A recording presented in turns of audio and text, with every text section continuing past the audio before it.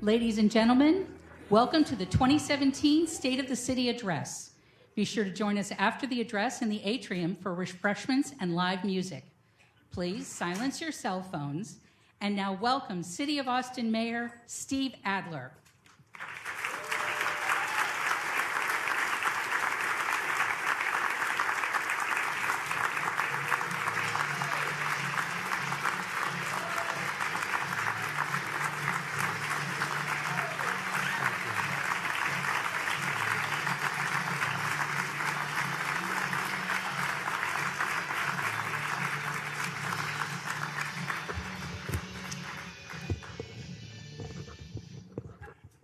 Well, that was a little formal.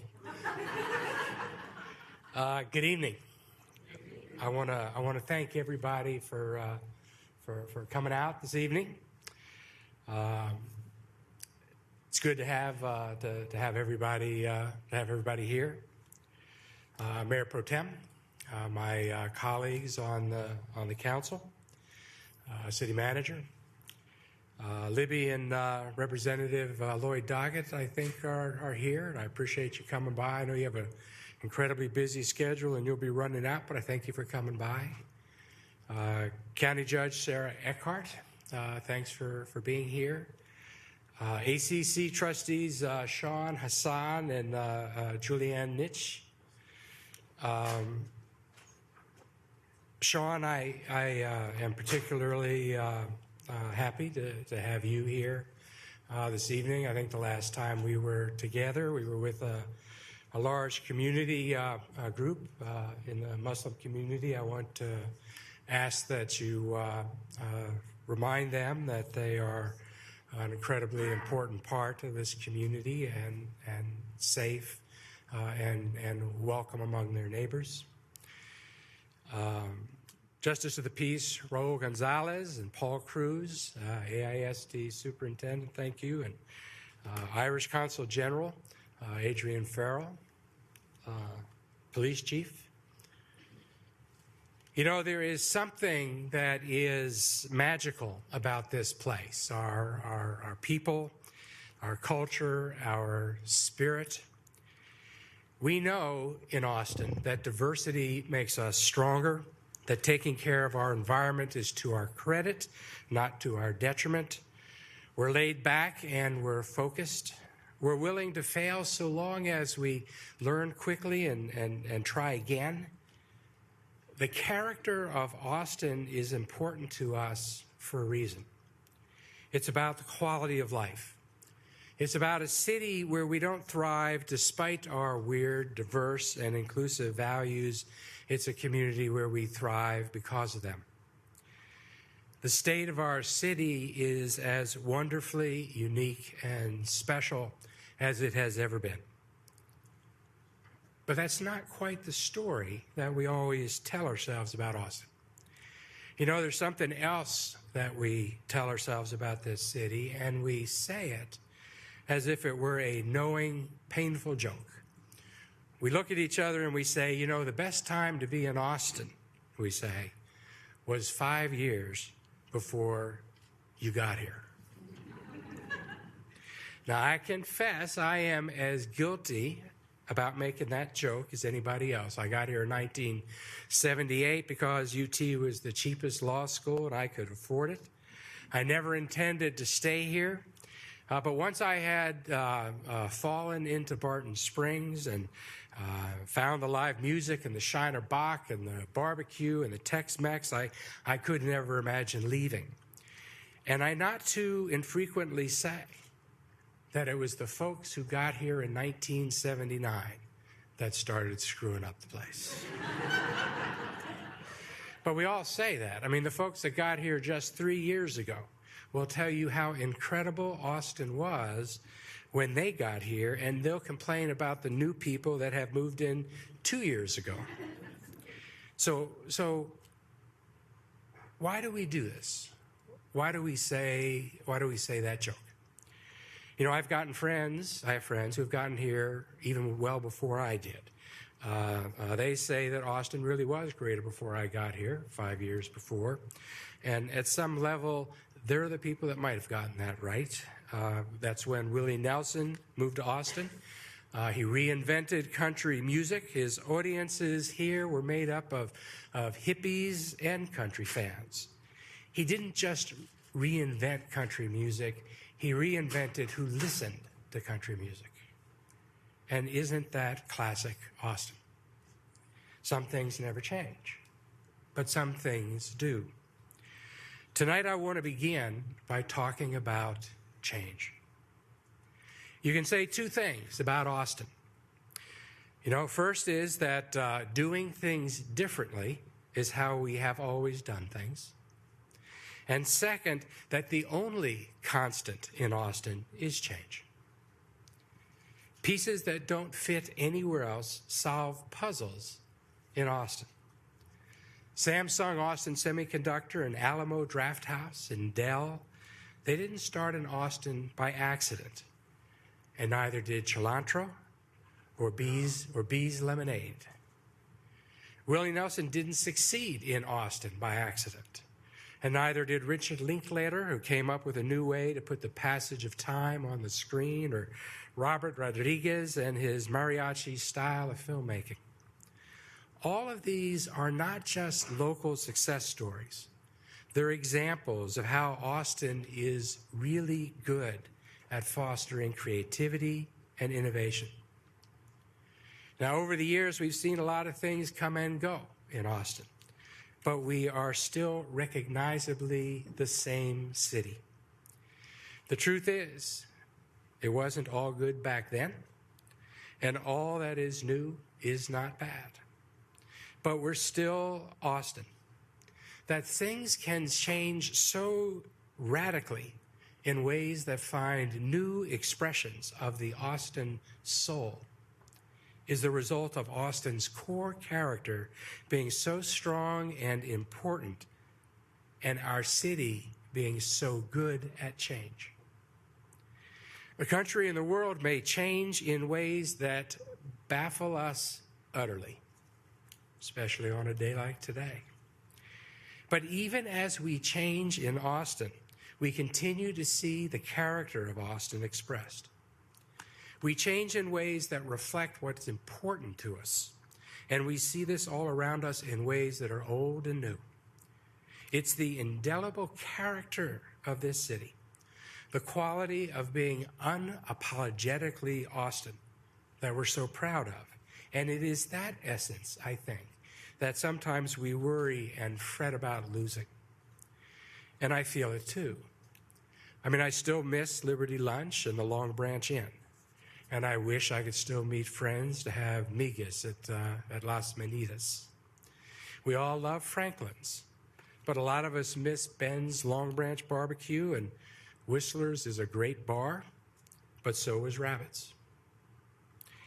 Everyone that lives in Austin loved something that is now gone, even if it became something else that was wonderfully new.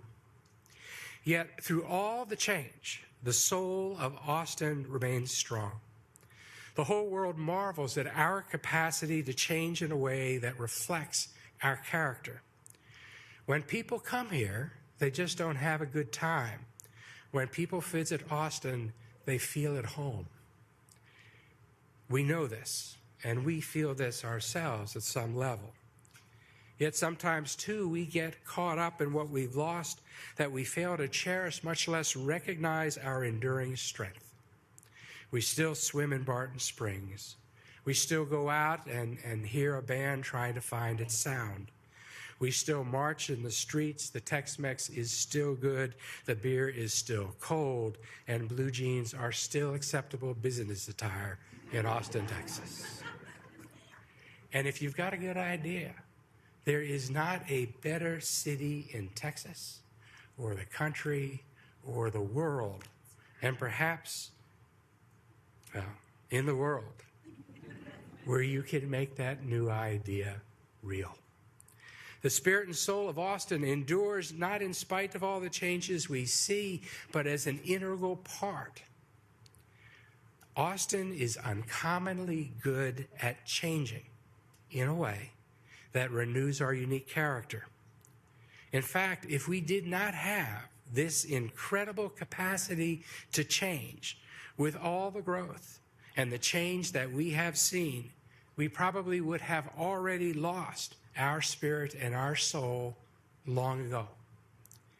It is our capacity for change that is exactly why we have been able to find many new ways to express our enduring and unique character. So when we tell that old joke about how perfect Austin was 5 years ago, what are we saying? Are we really saying that Austin is getting worse? Well, the answer to that is no. Because if that's what we were saying, the joke wouldn't be funny. It'd be serious, it'd be tragic. Instead, the joke makes us smile because we know that the folks who get here 5 years from now will be saying the same joke. Yet there are those among us who would focus on what has changed and ignore the magic that remains around us. If we focus only on the lost side of the change equation, it leads us to a false narrative. It means we be telling ourselves that this city that reinvents everything it touches is bad at change. Those that insist on this false narrative end up blaming and arguing with each other and with others. This false narrative leads us to question everybody else's motives, and that leads to even more false narratives. False narratives like neighborhoods want to stop all growth and limit housing opportunities for others, and they're really not motivated by the love of the character of their neighborhoods. Or false narratives like developers are motivated by greed.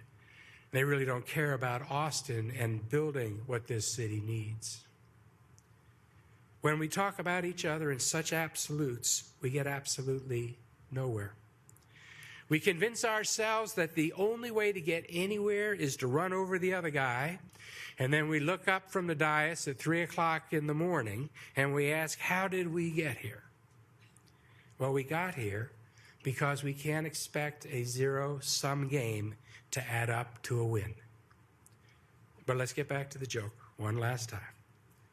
What's amusing about that joke is that it lets us see that every day in Austin is somebody's best day here. Today is somebody's perfect day in Austin, and you're part of the reason why. In a city that is changing as rapidly as we are, we keep reinventing ourselves in ways that continually preserve the spirit of Austin. And taking the right lesson from this joke is important. In that lesson is the reassurance that we can, in fact, manage growth in a way that can preserve the soul of this city. Yes, this city is experiencing extreme growth. And yes, if we don't manage that growth well, it will manage us. But change, even in the form of growth, is not our enemy. In fact, I want you to consider that Austin has proven over the decades to be really good at change, and that we are uniquely positioned to harness change to preserve the character of our city. Now, let me be clear. I know we're not having zoning fights just because we like fighting. And I'm not saying that these things aren't worthy of serious consideration. We all care deeply about preserving the character of Austin, and I am not asking you not to stick up for what you believe in. What I am asking is for you to consider that when it comes to managing growth responsibly in Austin, the other side doesn't have to lose for us to win. In fact, if we're truly going to meet our challenges, then everybody has to win together. This is Austin. We all want to preserve and renew the spirit and soul of this city. We all want to manage growth in a way that is consistent with our distinct character. So let's join and start figuring this out together. And it begins with us being willing to admit to each other and to ourselves that we're actually really good about change. In fact, we must change in order to continue to be the city that we love. The great prosperity in Austin is not being shared equally by all. While the citywide unemployment rate is an amazingly low, about 3%, the unemployment rate in the Austin African American community is nearly 10%. The uninsured rate for Latinos is well over 30%. Most students in Austin's public schools qualify for free or reduced price lunches. And 1 out of every 4 kids in this boomtown doesn't have reliable access to food. Most of the jobs created in recent years don't pay a living wage, and our middle classes is shrinking. We don't have enough places to live, and too many can't afford the places that we do have. And while things are getting more and more expensive, too many people are falling further and further behind. And without question, communities of color are feeling this impact the hardest.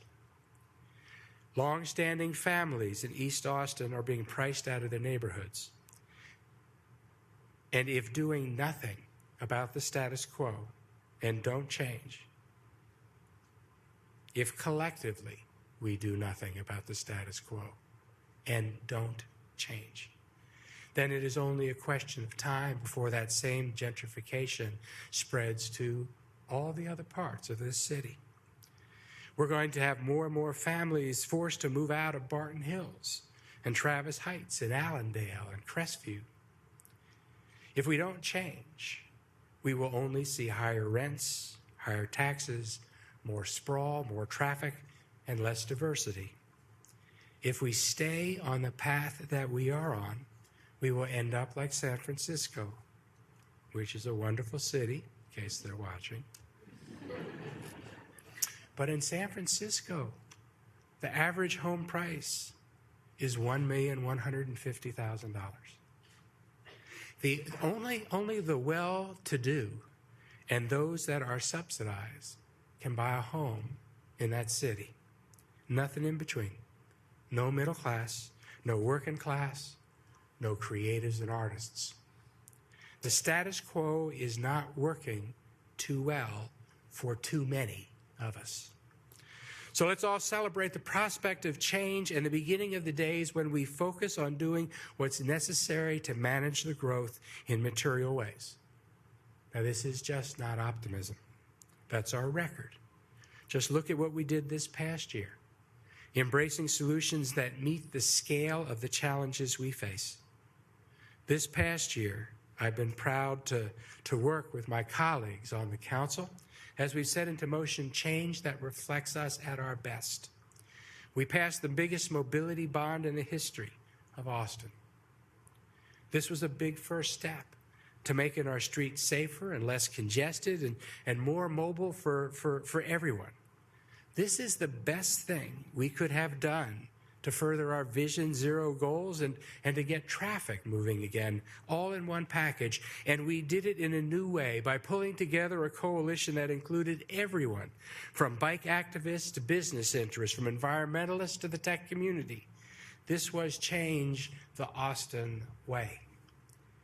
Next month, the city transportation staff is going to bring a plan back to the council, to the mobility committee chaired by Councilmember Kitchen. And they're going to talk about how they're going to begin that work. If we're going to get this work done in 8 years, we need to start smartly, and we need to do it together. Now, I expect this year we're going to see a lot of sidewalks built all over the city, providing safe route to schools while we complete the final designs and prepare the work on these major corridors. And now that we're bringing money to the table for the first time, after looking at other cities do this, after watching Hayes and Williamson County do this, we're bringing money to the table.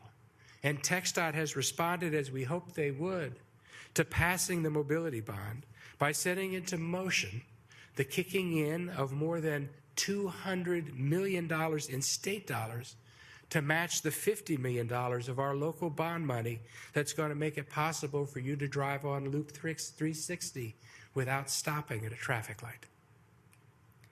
Last year, we also effectively ended veteran homelessness. For the first time,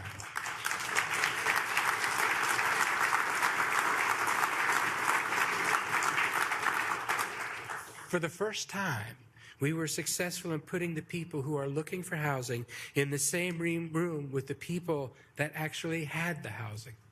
We brought the business interests together in ways that they had not been before, with nonprofits, and found that we could accomplish so much more when we all worked together.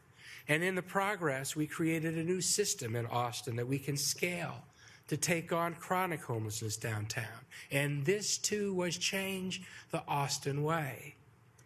We continued to bend the cost curve on city taxes and fees, and we set up a brand new budget process that we're going to use this year, beginning this coming week, to make building our city budget more accountable and transparent. We not only increased the homestead exemption and the senior and disabled property tax exemption for the second year in a row, but we settled the Austin Energy rate case, saving ratepayers in Austin $42.5 million. You know, to make it less expensive to build and remodel, the council funded the beginning of true reform in the permitting process and set into motion an expedited permitting process to shorten lines for everyone coming to the city for permits. You know that we didn't end up in Austin with inequity and inequality by accident. So we made progress on equity and justice with the spirit of East Austin, our community's effort to address historical inequities in our Eastern Crescent, and to set up a process to prioritize sending attention and resources to a part of a city where potential is still not being realized. We're making progress by promoting change with My Brother's Keeper, part of a national effort to address the unique challenges of young men of color. It's being led by Mark Madrid of the Hispanic Chamber of Commerce and Greg Vincent of the University of Texas. Thank you both.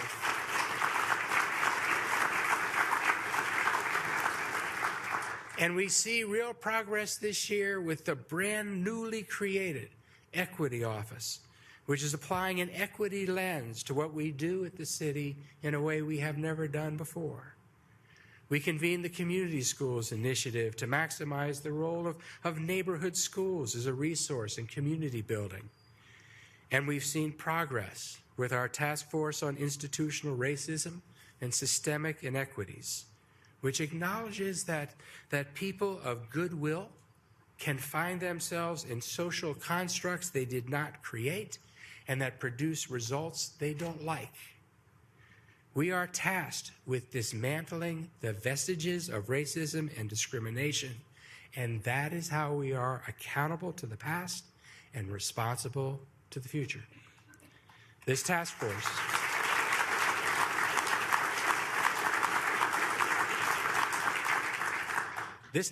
is being led by Houston Tillotson President Dr. Colette Burnett and AISD Superintendent Dr. Paul Cruz, and thank you both for that.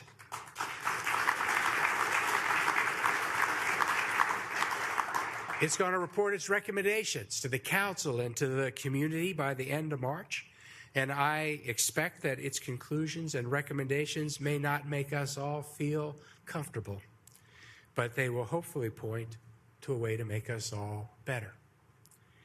And because we won't be the live music capital of the world for much longer if we keep losing musicians and music venues,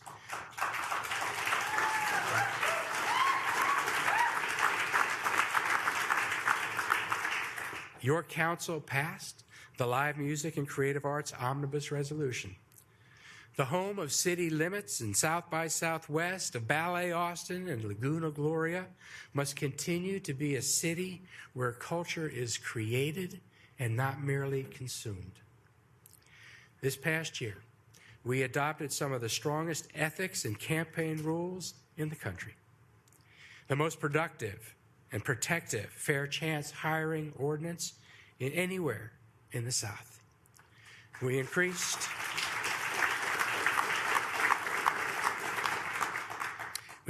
our investment in social and human services and parks and dramatically increased our renewable energy portfolio. We've provided relocation assistance for displaced tenants. And we finally moved forward with a sobriety center, and we funded body cameras for our police. In fact,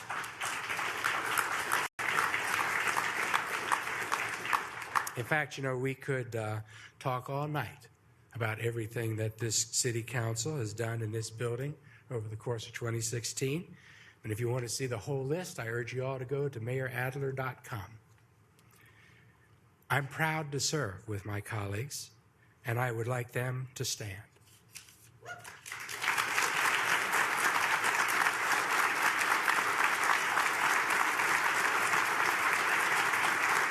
And I want you to remain standing for just a second. Because I want to know if there are people in this room that serve on boards and commissions in this city. And if there are, I'd like you to stand up as well.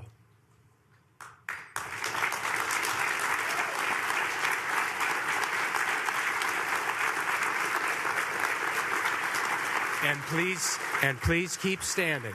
Don't sit down yet. I want you to stand if you're one of our first responders with the police or fire or EMS in our city.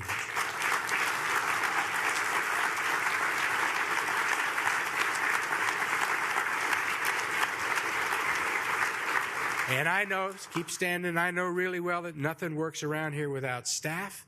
So if our city staff are here, our city council office staffs are here, would you also please stand up in this room?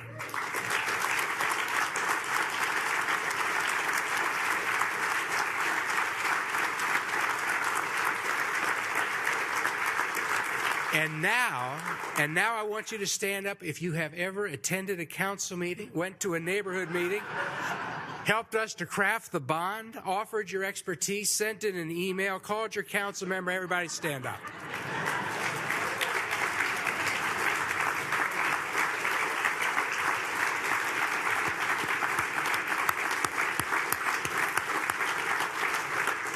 And now you can sit down. Because that's Austin, Texas. That's who we are. You know, by working together, we accomplished big things, and we're just getting started in this year, 2017. And in this year, we're going to show how good we are at the change necessary to preserve who we are. So here's an example. This could be the year that we initiate real significant changes on the ground in the East Austin, in the East downtown core. This part of town could end up looking a lot different here in the relatively short future.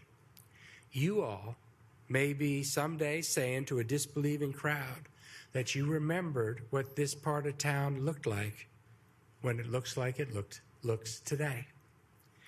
You see, one piece where it seems we need to apply Austin's special talent for change is downtown between Congress Avenue and I-35, just north of the river, where our challenges and opportunities are literally connected to one another.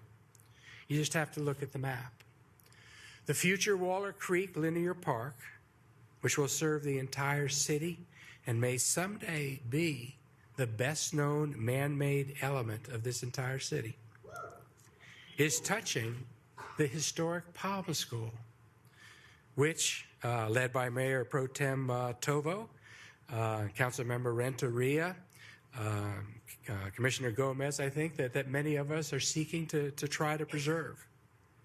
And they're connected to the Mexican-American Cultural Center, which has funding to do the plans for its future, but no funding yet to actually execute those plans. And they're all connected to the Arch. The Arch is a project that's been, the Mayor Pro Tem and Council Member Houston have been working on the project for a long time. It's the oversubscribed homeless shelter facility on 7th Street. It's trying to do too much with too many folks, and where the spillover and people and related issue negatively impact surrounding properties, including the East 6th Street Entertainment District, which could, with long-awaited attention, achieve a really special historic status in the city, helping it to earn the return of families. And all of these projects and facilities are nearly adjacent to and impact the convention center, which, if the state doesn't pass any silly bathroom laws, may well need a significant extension. It's like that old song, what was it, Dem Bones? I think if we all work together to tackle these issues as interlocking parts, we can get downtown working better the Austin way. This year, we're going to see if we can house the homeless in permanent supportive housing, ease the burden on the arch, create a world-class park for all of Austin, preserve our heritage, fund the Mexican-American Cultural Center, restore 6th Street to an entertainment district for everyone, and strengthen the economic foundation of our city by giving due consideration to a convention center expansion. Now, some of my colleagues have been working on elements, pieces of this plan for a long time, and I look forward to working with them to join them in that work.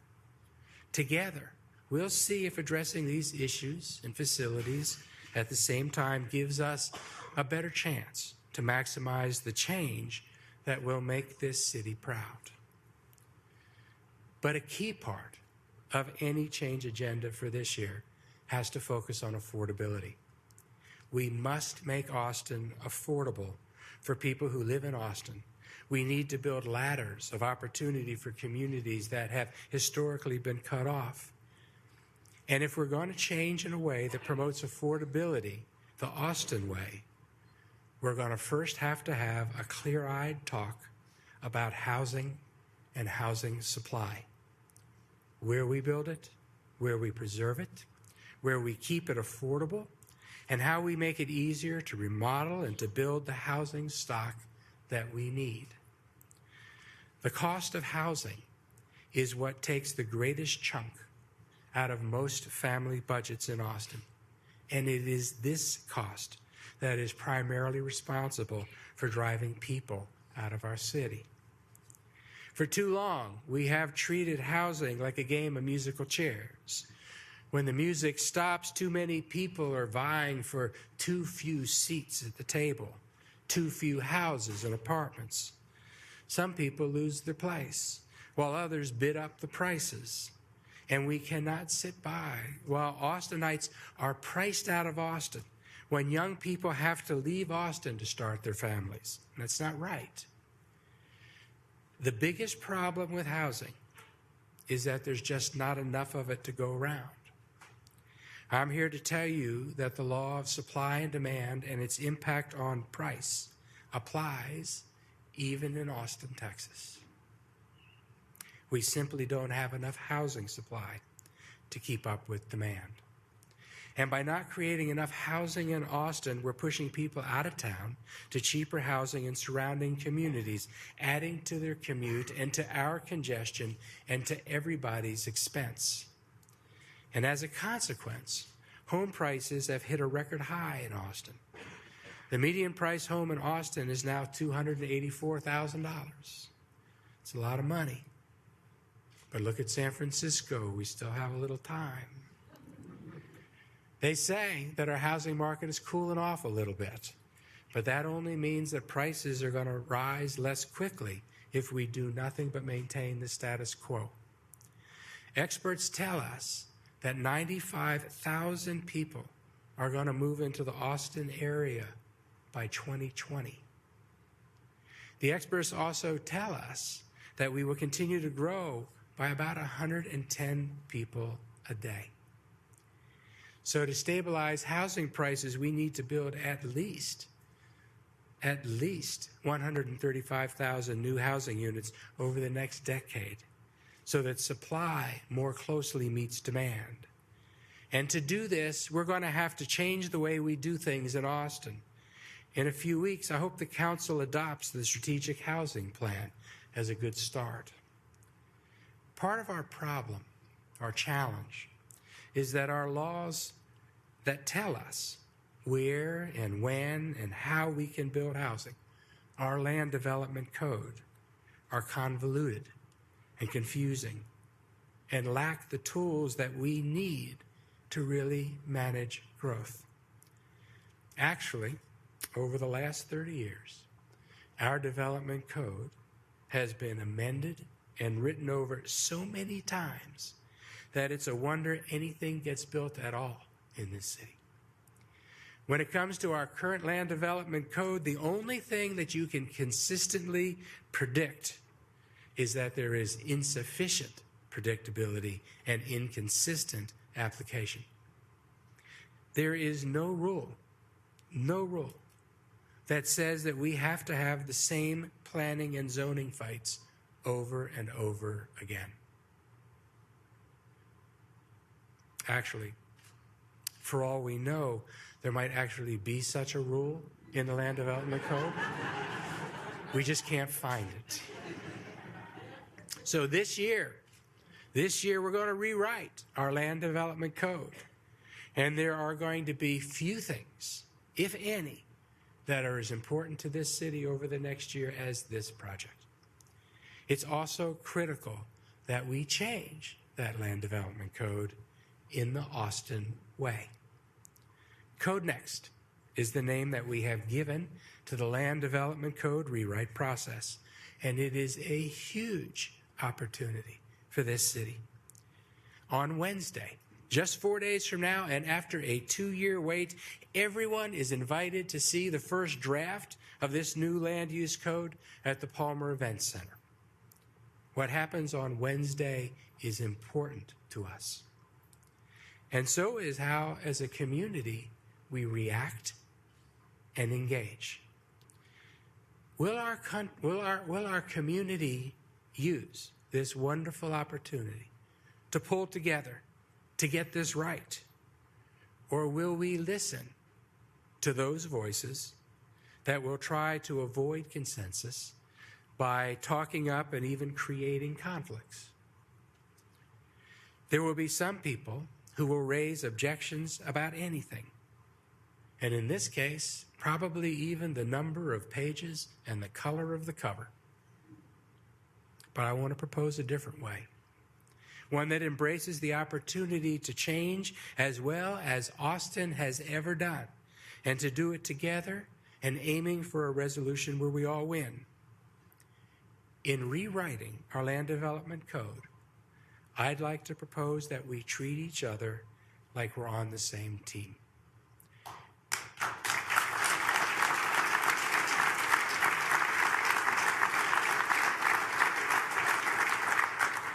We can win if we achieve 2 goals. First, we have to protect our neighborhoods. And second, we have to deliver the housing supply that we need to make Austin more affordable. So how can we do both? I am sure there is going to be no lack of proposals and suggestions on how best we can get that done. What the heck, I'll propose one now. And I'm going to call it the Austin Bargain. This would be an agreement that protects all of us from our worst fears so that the community as a whole can sit down and achieve the best possible outcome. For starters, I would propose that we agree not to force density in the middle of neighborhoods. There is no sense in shoving density where it would ruin the character of the city we're trying to save in the first place, where it's not wanted by its neighbors, and where we would never get enough of the additional housing supply we need anyway. And in exchange, as part of this bargain, let's also agree that we will adopt a code rewrite that will give us the housing supply we need, focusing on major corridors, major activity centers, like the area around the Domain or Mueller in downtown. That will enable mixed income housing supply that creates opportunities for more Austinites to stay in Austin, and to also give us the concentration that we need to make transit work well. Now, sure.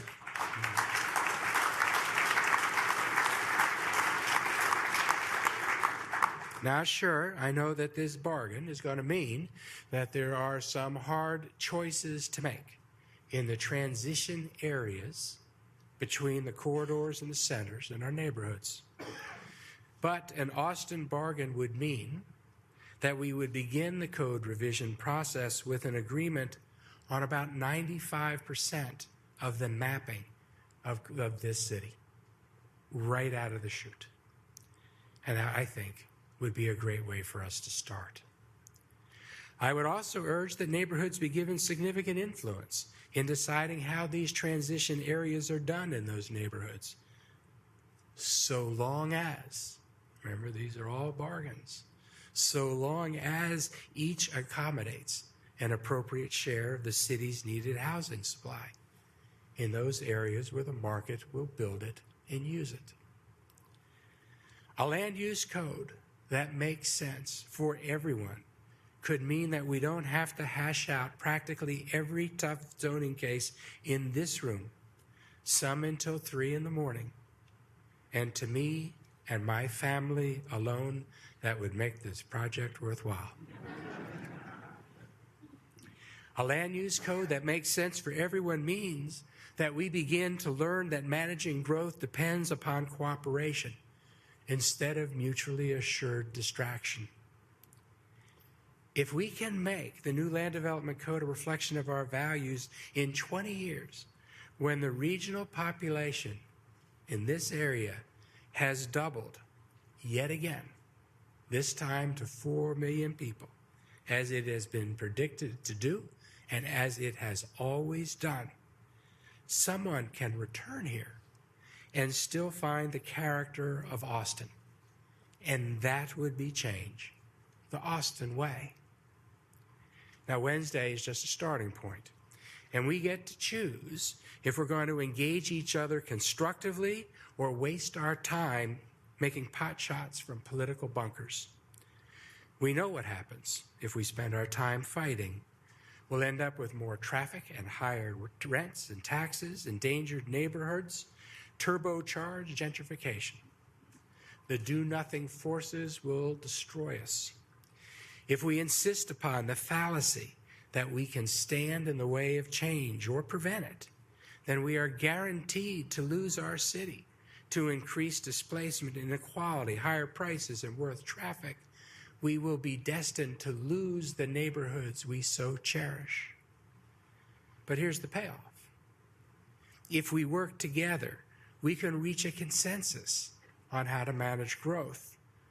We can have an agreement on where we want to add housing and where we don't, and what kind of housing is appropriate in different places. If we do this right, the code rewrite will help us increase mobility, hold down housing prices, protect the character of our neighborhoods, and adjust gentrification in an equitable manner.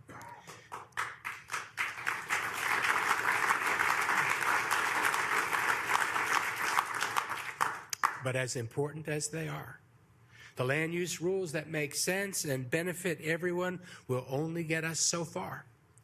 We also need to harness the power of the current real estate market to prevent the loss of affordable middle-income apartments. Now, last year, I said that we were going to join the work being done in the community to create a strike fund to buy and preserve and protect some of our existing workforce housing before we lost it to gentrification. And this year, I gathered together a group of real estate, investment, and housing experts, joined them with the folks in the community that have been working on this issue, and together they have created a socially responsible investment fund to preserve that portion, or some portion of that portion, of the city's workforce housing. This is to be done as a market-driven investment tool, neither subsidized or operated by the city, not philanthropic, and not involving any taxpayer expense. And tonight, I'm happy to announce for the first time that the group created has created a nonprofit called the Affordable Central Texas. This will be the operating company that will administer the private investment fund to be called the Austin Affordable Fund that will purchase and preserve middle-income housing to ensure that rents in those buildings rise no faster than incomes. We're working with investors now, and before the end of the year, I fully expect that the Austin Affordable Fund will make its first purchases in Austin and begin to do some part of protecting long-term affordability in this city. The focus on affordability, part of this coming year's change agenda, must take a comprehensive approach. We can make our city more affordable only in two ways. We can reduce the cost of living, like in the housing programs and housing supply we just discussed, or we can help people make more money, and we have to do the latter too. Helping people make more money is all about jobs and training. To reduce income inequity and inequality, and to create opportunities more broadly and equitably so that more people can afford to stay in Austin, we need to restructure how we attract new jobs and new training opportunities to Austin. And one element of this effort, I believe, would be to fundamentally reform our economic incentive programs in Austin. We have got tens of thousands of people in this city living in zip codes that were not zoned for opportunity. Most of these zip codes are located in the eastern crescent of our city, and that is one reason why America's favorite boomtown ends up as the most economically segregated city in the country. These people, our neighbors, fellow Austinites, need middle-income jobs and the training and experience necessary to qualify for those jobs. So I want to target economic incentives right at them.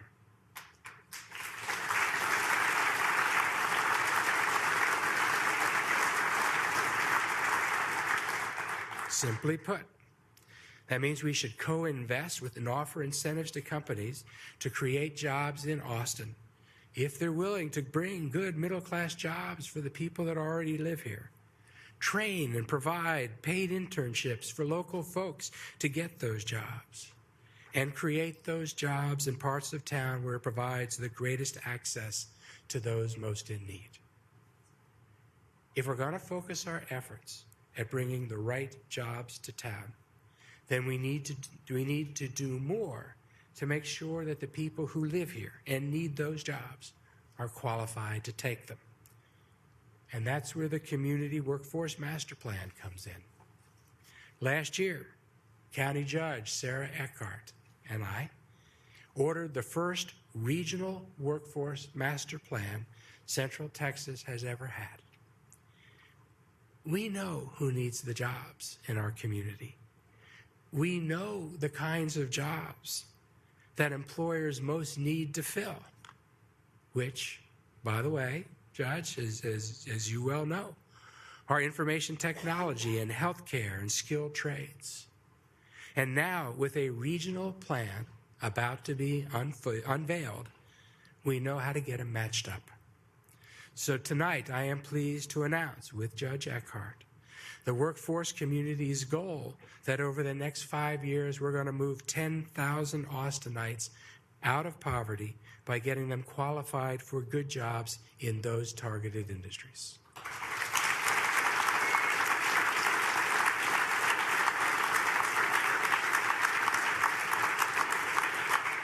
Now, if this plan and this proposal is approved and adopted by our city council, then we're going to need to align city investments and county investments and community investments in workforce development in a regional plan.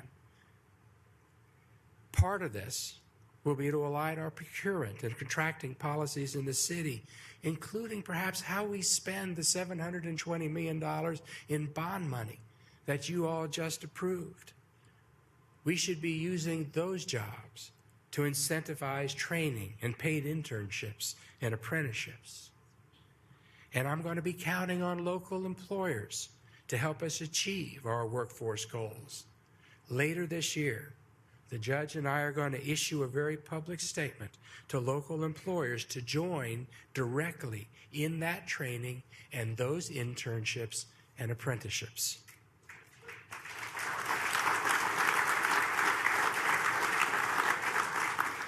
Importantly, to achieve our workforce goals, we must support the strengthening of our academic and training partners.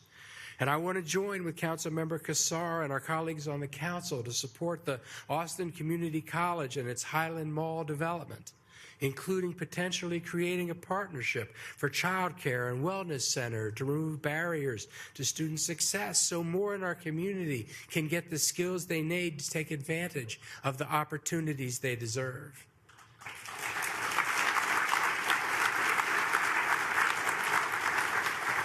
You know, our academic and training partners are more than just institutions of higher learning.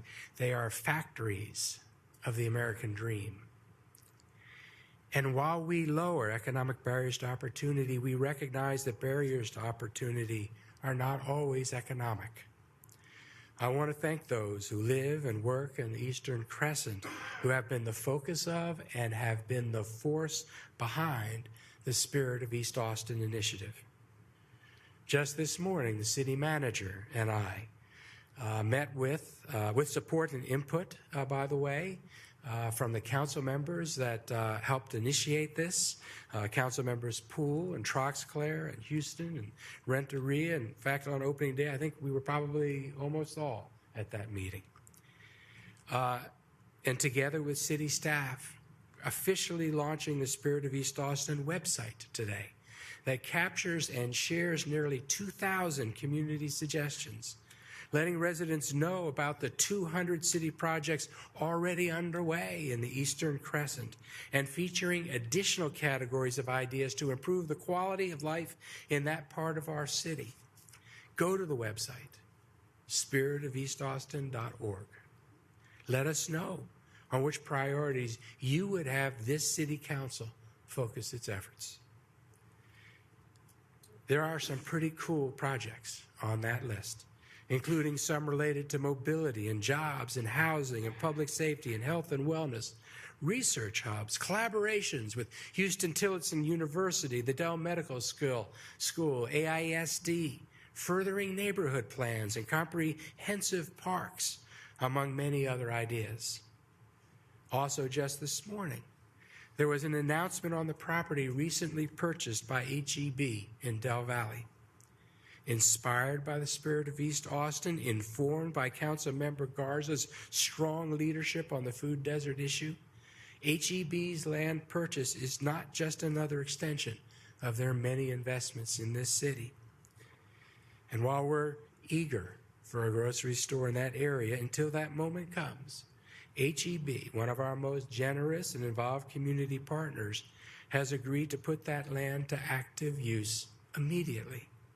First, literally providing the seed money to supply a local food stand and mobile food delivery service, in part from the community garden and farm that will sprout up on this site while we wait for the time to be right to open a new store.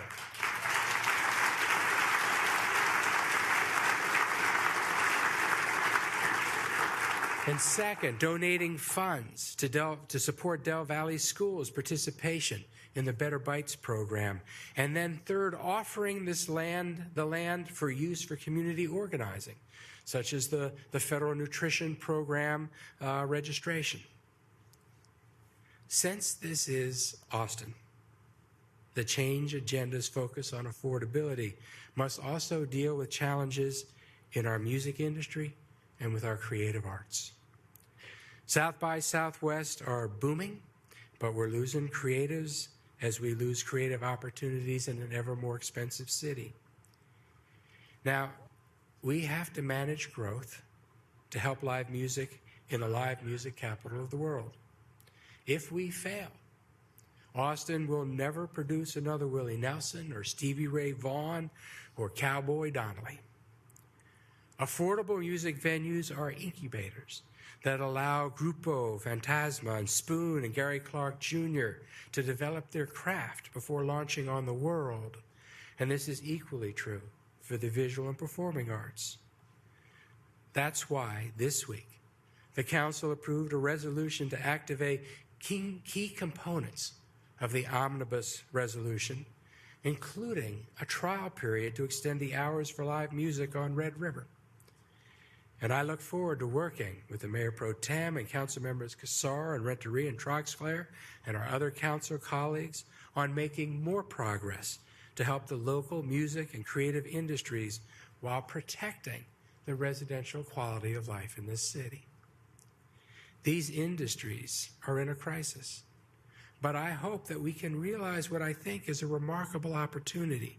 See, Austin is a high-tech center, and it has the opportunity to leverage this capacity to develop new ways for the music industry to make money in uniquely Austin ways.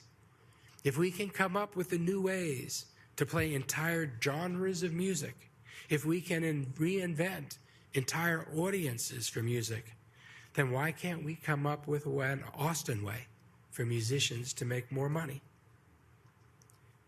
So this is a perfect example of what I talk about when I talk about how Austin is good at change. Austin became a tech center in the first place because George Kosmetsky, the late UT Business School dean, focused Austin on the intersection of business, government, and academia. This created a critical mass of collaboration that made us one of the world's leading tech cities. It's why the chip factories were built here in the first place, and why today we have the infrastructure to foster new innovations. I think we're at a Kosmetsky moment right now for the Austin local music industry. I am not persuaded that the international music industry has things so figured out that there isn't room for Austin to rank alongside London and Los Angeles and Nashville as one of the world's capitals of the music industry. But if we're going to succeed, it could be that we're going to need to do things in the Austin way by maximizing our strength as a tech city. If we can begin to figure out a new future for the Austin music product, do something about affordability generally, and work with folks in the community, especially champions like Gary Keller, to help save some of the iconic music venues, then we may finally find the formula to sustain our music industry. And to this end, this spring, we should announce the beginning of a crowd-sourced mini bond program that are going to allow thousands of us to invest together in a community effort to preserve some of those iconic music venues.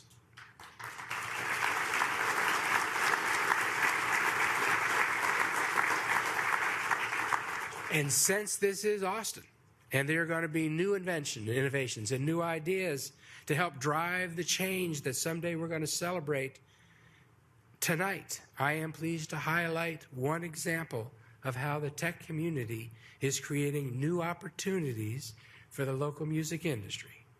It's an app created right here in Austin, Texas, called TipCow, T-I-P-C-O-W.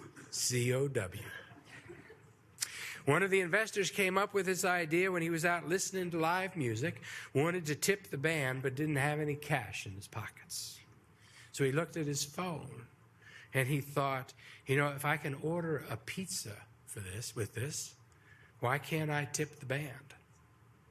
Now, if you'll download TipCow, you can look up the band on the app, and you can give them money whether you're at the show or not. Anyone with a phone can stream a show with a link to TipCow. And that means the band's audience and its customer base is now anywhere in the world. It's easy, it's creative, and it is perfectly an Austin way to pay musicians. Now, you can't expect somebody to make it as a working musician in Austin if you're not willing to pay them for their work. It's the give honor to whom honor is due principle. So I want to set an expectation in Austin that we tip live musicians.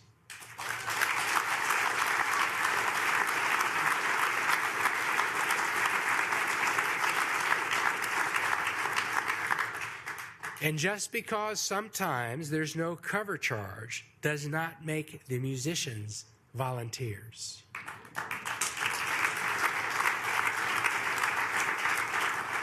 That's why I think TipCow is change the Austin way. It's exactly the kind of idea that marries Austin's soul with our skill set and helps Austin meet a challenge that reflects our values. And I'm especially pleased because TipCow has created a feature on their app that's called the Mayor's Tip Jar. Now, the tip jar is not for you to hurry up my speech, but I am getting kind of close to that. But after we're done here, there are going to be a couple bands that are going to be providing entertainment. The Peterson brothers among them, who have played with me a lot and are just incredible, and you need to make sure that you listen to them.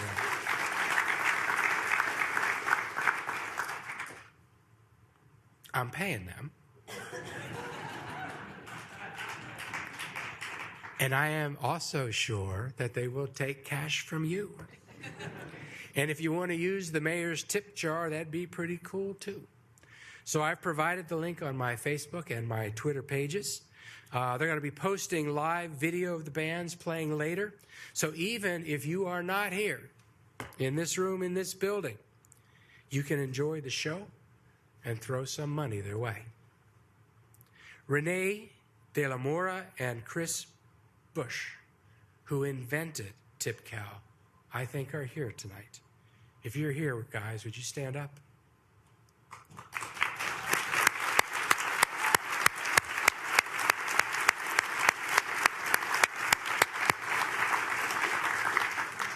You know, I wish we could focus on nothing but celebrating change that preserves Austin's soul and helps make Austin more affordable and equitable and innovative and sustainable. But we all know that the reality is a little bit different. Some issues, like dealing with the possible repeal of the Affordable Care Act and many of our neighbors that could be left without insurance, will be things that happen not of our choosing. You know, last year I warned us about getting sidetracked on the latest three-letter emergency. I'm sure you guys remember TNCs and STRs and ADUs. Well, now we have APD DNA. That's a lot of three-letter words there. And it's a serious situation. But it's no distraction. In fact, we're going to show how we can change to promote justice and safety. We're going to show that not only will this take time and money, but it's going to take and we're going to give the commitment to do this right. I'm encouraged that everybody is working together to do exactly that in a way that should be an example for us on how things should be done in Austin, Texas. You know, Austin used to be one of the top few cities in job creation. Last year, we dropped to number 25. And that means there are some signs that Austin may be becoming a little less boomy. We're still the best city in the country to start a small business and for tech startups. We still enjoy an unemployment rate that is so low that economists say we essentially have full employment. But we need to be diligent and proactive when opportunities present themselves. And then there are some challenges we'll face as the curtain rises on our biannual political theater. Austin offers a lot to Texas. So just as we receive a lot from the state, Austin is different than Houston, which is different from Dallas, right? And is different from San Antonio. These are all great cities. We're not necessarily better, but we certainly are different. To them, apparently, we seem a little weird.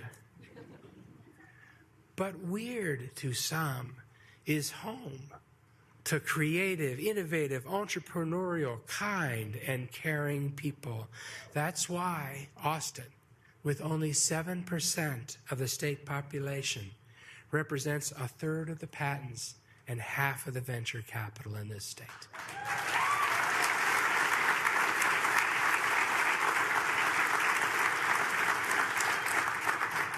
Now, I hope that our state legislators and leaders would recognize that Austin being different is good for the state. We diversify and strengthen the state economy. Companies like Google and Apple and Facebook and IBM and many others locate in Austin because their relatively young employee base wants to live here. And they want to live here because we have progressive values that are expressed in how we live and how we govern ourselves.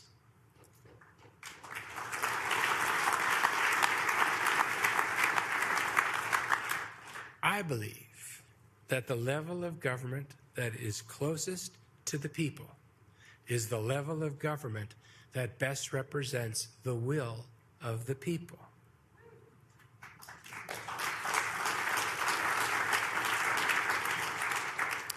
You know, we don't go to another city to govern.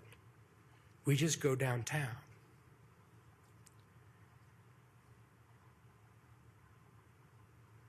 It is in this measure of self-determination that I believe is the most direct expression of liberty. Now, I wouldn't try to tell other cities what to do, and I respect that different communities make different choices. I think that makes our state stronger. In Austin, that means we want our formerly incarcerated residents to get a second chance when they're looking for a job.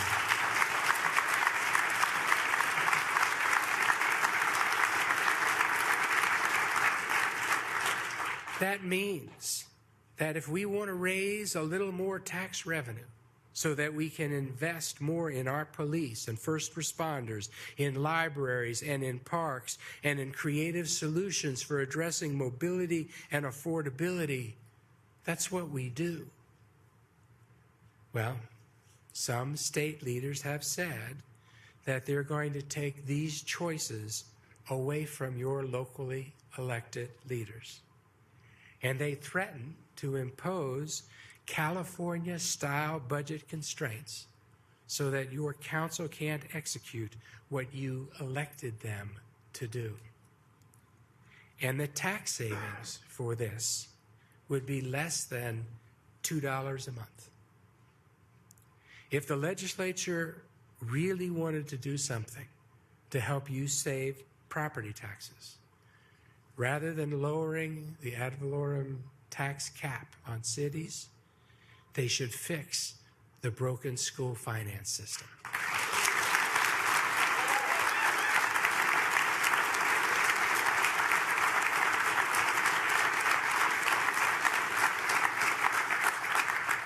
So most of my job is not political or even very theoretical. You know, at the municipal level, you want us to help make day-to-day life work better. You want us to make sure that the potholes are filled and the trash gets picked up and that we're all kept as safe as possible. So with respect to public safety, you should know that Austin is one of the safest cities in the country.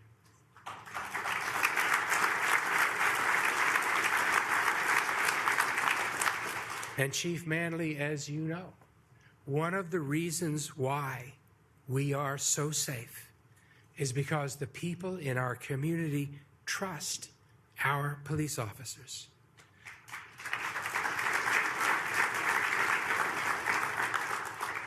And our sheriff's department.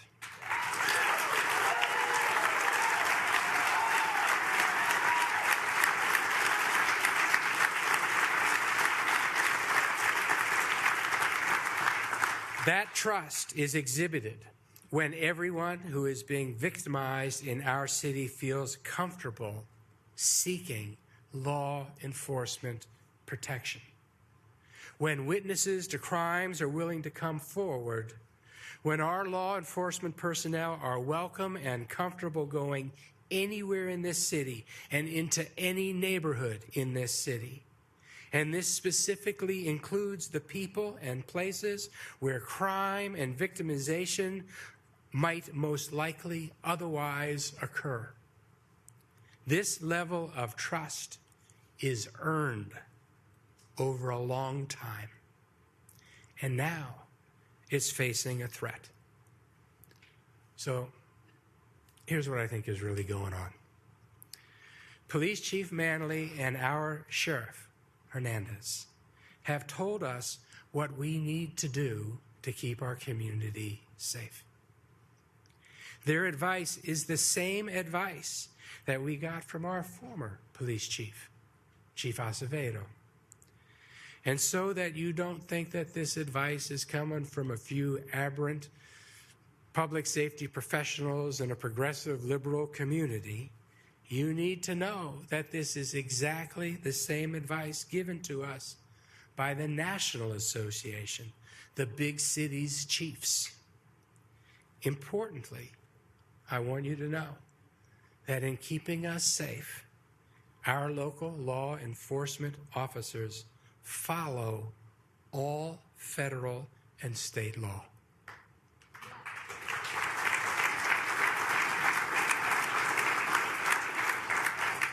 I mean, of course we do.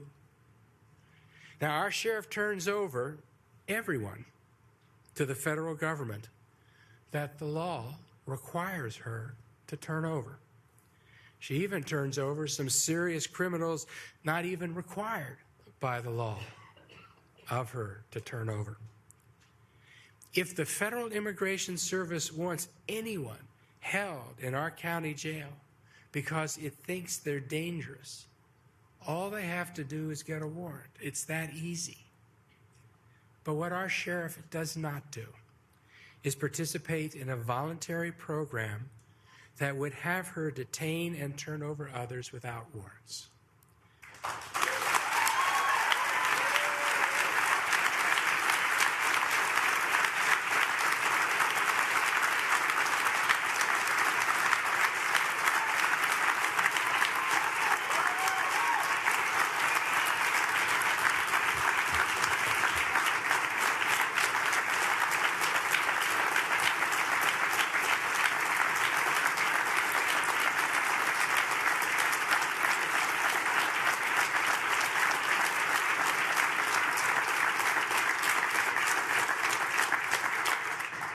You know, quite frankly, we don't have the resources to have our local public safety officers act as federal immigration officers or federal environmental officers or federal tax officers. They have a job to do here. And most importantly, our public safety officers do what they do because they believe it makes us more safe. Now, I trust our public safety professionals because they are keeping us safe. I ask my community to trust our police, and that has to mean that I trust them too. This is not political for me. It's simple, and it's about public safety. Now, our state and federal leaders are offering us some money if we are willing to reject the advice of our public safety professionals and instead affirmatively choose to make ourselves less safe. And that gives us a horrible choice. And the question we face as a community, I think, is simple. At what price do we sell our safety?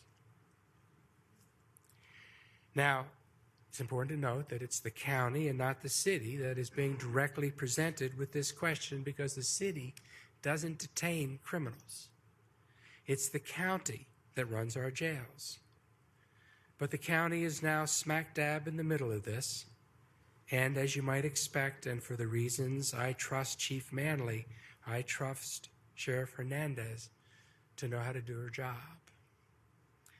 But I'll tell you, I sure do wish that we could talk about all this without all the politics and acrimony and emotion of national political issues. That's becoming increasingly hard. I'm going to go off script today just for a second and talk about today's events. And I just want to let you know that in this community last year, we brought in just under 600 refugees. Most of them from Syria, Iran, Afghanistan, and the Democratic Republic of the Congo. This year, it was anticipated that we would be bringing in just over 600 refugees. You should know that 70-80% of those refugees are women and children. And of the balance of the group, most all the men are there because they're there with their families. Immigrants are part of who we are and who we have always been.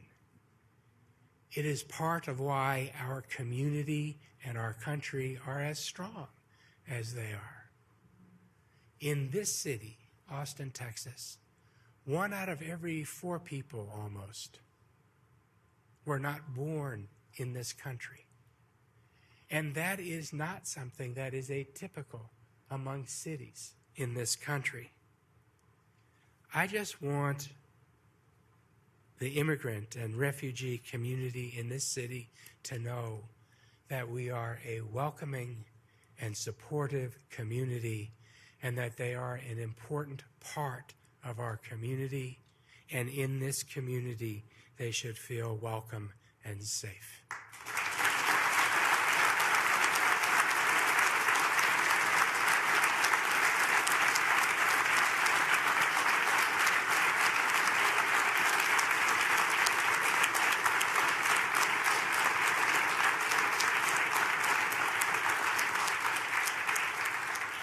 Now, there's going to be an ongoing communication and conversation, and I sure hope so.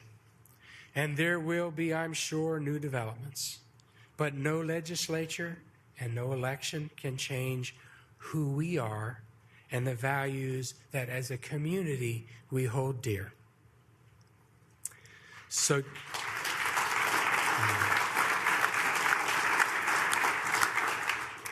just as we can see our skyline rise over what used to be a sleepy college town and still recognize the spirit and soul of Austin everywhere we look, the world can completely lose its mind and we're still going to be Austin, Texas.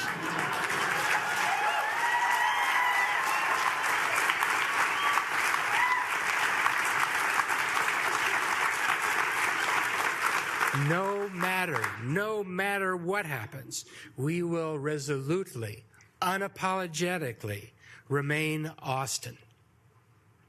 Believe me. Now, we will never be perfect, and our focus has to be to work together to create a more affordable, more equitable, more prosperous, and more perfect Austin for all of us. In fact, there is no better place to see where America has always been great than in Austin, Texas, where America makes itself great again and again and over because we know how to change the Austin way. Let this be the work that we do together this year. Let this be the story that we tell from now on. As long as we are true to the soul of Austin, we need never fear change. We renew our attachment to this city through constant reinvention and collaboration, always changing, always holding on to an Austin that is recognizably ours. That is why I come to you tonight to say that the state of the city is strong. We are strong enough to name the challenges, to embrace them as opportunities, and to share opportunity and prosperity more broadly and equitably than ever before. We will show the world how to change, to preserve our soul, and to make ourselves great over and over again. Let that be what this year is about. Thank you.